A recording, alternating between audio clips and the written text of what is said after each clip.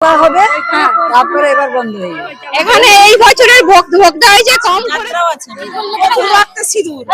মধুর রক্তের আবার হিজলা সেবা এবং রাতে চলছিল, এটা এখন পুজো চলছে দেখতেই পাচ্ছ।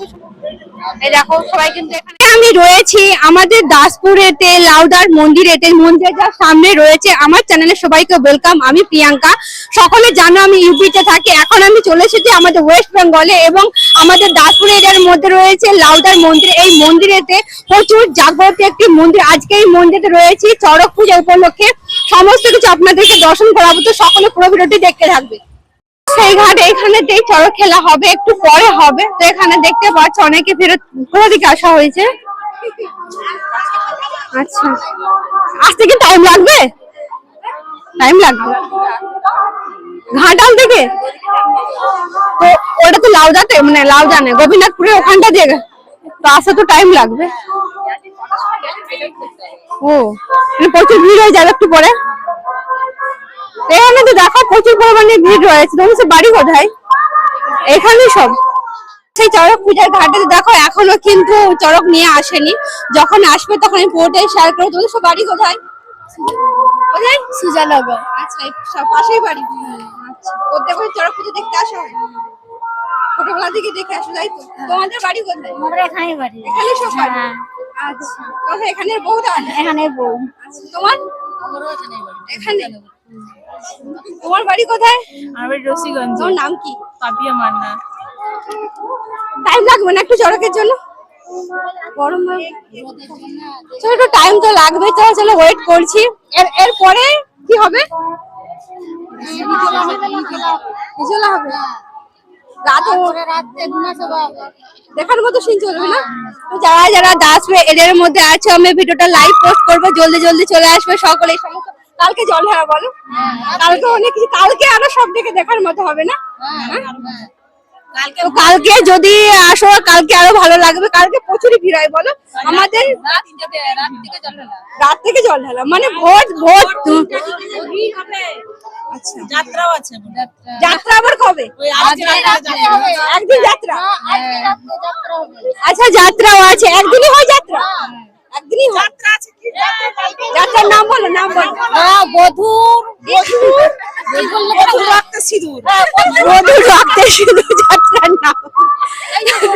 যাই হোক, এখনকার যুগে যাত্রাটাকেও বজায় রেখেছে, এটাই অনেক। কারণ যাত্রা সকলে আচ্ছা বাবার, এটা বাবাদের বিশেষ করে মানে কেউ না শুনুক, বাবার জন্য এটা হয়। তো এখনকার যুগে আচ্ছা বাবা শুনবে। এখন তো ভিড় আছে, একটু পরে ভিড় কম, ভিড় বেড়ে যাবে বলো, ভিড় কম। পুরো পুরো এরিয়া জুড়ে তখন ভিড় হয়ে যাবে, একটু পরে দেখতেই পাবে। এখানেও কেউ বসতে পারবেন, এখান থেকে সবাই। ওই জন্য তোমরা আগে থেকে চলে আসো। তোমরা এমনি দাঁড়িয়ে আছো আর এমনি বসে আছো, তাই একটু তুলে দেবে এই গান।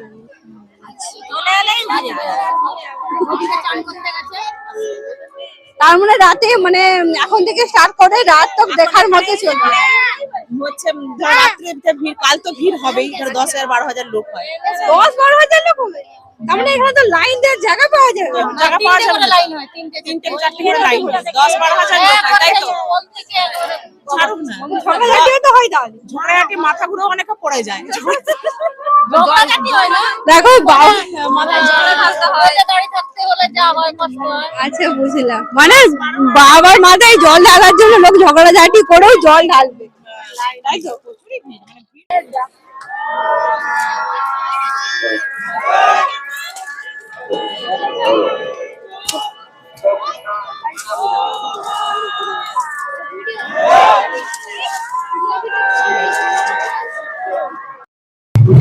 দেখতে পাচ্ছি সকালে এখন জলে ঝাঁপলে চড়ক খেলা হবে। তো সকালে দেখো চড়ক নিয়ে নেমে যাচ্ছে। এখানেতে সকলে মিলে রয়েছে, সমস্ত এখানে ভোক্তারা রয়েছে। দেখো বেশ সকলে ছড়ে দিচ্ছে, এখানে এখন চড়ক খেলা হবে। আর সবাই দেখতে থাকবে, এটা লাইভ দেখার মতো সিন চলবে, সবাইকে দেখতে থাকবে।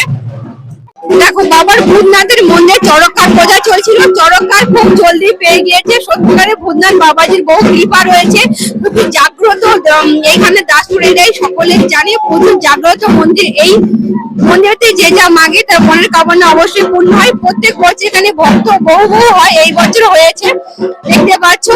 তো কাঠ তো পেয়ে গিয়েছে, এবার হয়তো একটু ঘোরাফেরা করছে, একটু পরে হয়তো তুলে নিয়ে আসবে।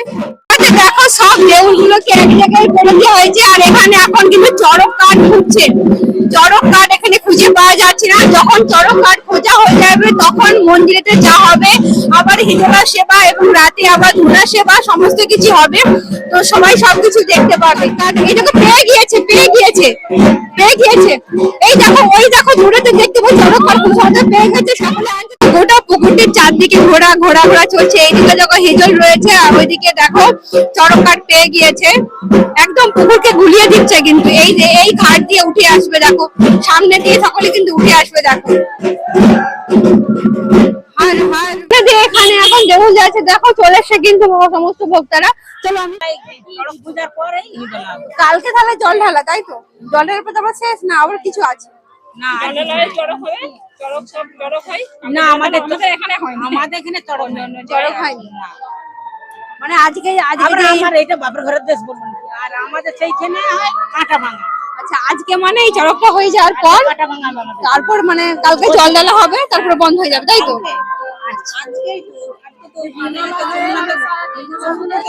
কি কি হবে বলো বলো। হিজলা হবে, হ্যাঁ তারপরে এবার বন্ধ হয়ে যাবে।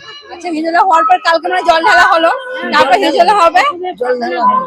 জল ঢালা হওয়ার পর বিকেল বেলার টাইমে হিজলা হবে, তারপরে বন্ধ হয়ে যাবে। আচ্ছা আমরা যা হবার আজকেই মেন।